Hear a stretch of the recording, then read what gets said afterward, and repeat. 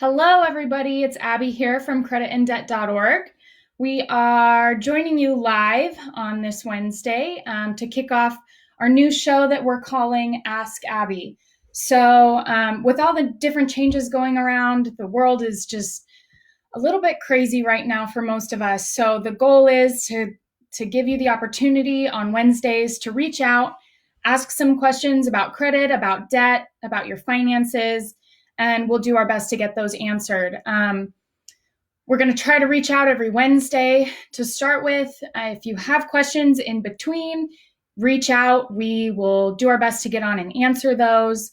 And we're just looking forward to having the opportunity to play a role in your finances. So, that being said, today's episode, we're going to be talking about what you should do if you are having trouble or facing a financial hardship and you can't pay your bills right now, especially if it's due to the COVID-19 crisis. So the chances are that your finances have been affected one way or another, or your life has been affected one way or another due to the COVID-19 pandemic.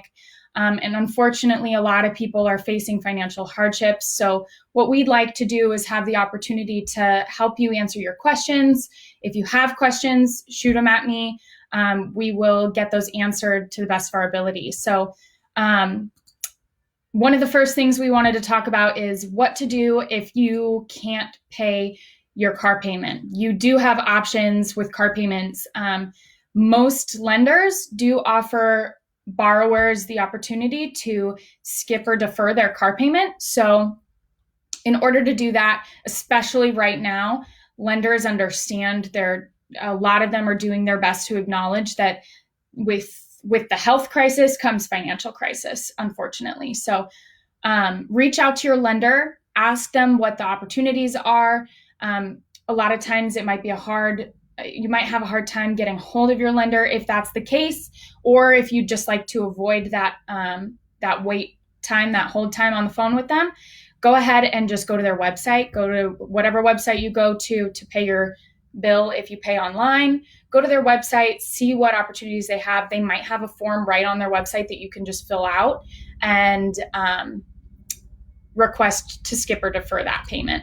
So if that's not an option, you can also say you've already done that. You've already skipped and deferred your car payment a few times. Sometimes lenders don't let you skip or defer more than once or twice. So if that's the case, which right now a lot of them are being more flexible because they understand, but if that's the case for you, you might have the opportunity to change the date of your car payment. So, that won't help you long-term necessarily, but if you can't pay your car payment at the beginning of the month, ask if you can pay it at the end of the month. And then that gives you some time to organize your funds and make that payment. So those are your two options. With all the changes going around right now, it is just best to communicate with your lenders. Any bill that you're having a hard time paying, definitely just reach out and communicate with your lenders. That's definitely step one. Mortgages, the same goes for mortgages right now. There are options for you to defer or skip. Most mortgage companies, JP Morgan Chase, Wells Fargo, Bank of America, Ally Financial, PNC Bank, Citibank, Quicken Loans, they're all providing options for people who might be facing financial hardship right now. So reach out, make sure you talk to them. Understand your options. If deferring a payment's an option, if maybe lowering your payment's an option, going into mortgage forbearance, there are different options out there. Just kind of make sure you consider all your options, and before you make a big decision, talk to your lenders, maybe do a little bit of research, ask us a question before you make any sort of big decisions on what you might do with your mortgage. Another big one right now is student loans. Many of you probably know that the federal government has waived all interest for student loans and student loan payments until September 30th. So that only applies, though, for your federal student loans. If you have a loan through Sallie Mae, unfortunately that's private. So you'd have to reach out directly to Sallie Mae. As far as federal student loans go, your payments should automatically be delayed. So you won't have to call your lender in order to have the payments delayed until September 30th. It'll automatically happen. You won't be charged any penalties if you don't pay it. You should have received some sort of communication from them by now. A lot of them, it took a while after the president and the federal government made that announcement that student loan payments would be deferred until September. But by now, a lot of them have sent out communications. So you should be able to find a communication in your email or, maybe snail mail. They might have sent it that way. So keep an eye out if you haven't gotten one yet. If you do have questions, call them, go to their website. Make sure that you just make sure with your lender that you're communicating the best you can. So that being said, it's not a bad idea right now if you can pay your student loan payment just a little bit at a time, or with those being deferred right now, put those funds into either an emergency fund or use it to pay some of your other bills if you're facing a hardship paying those.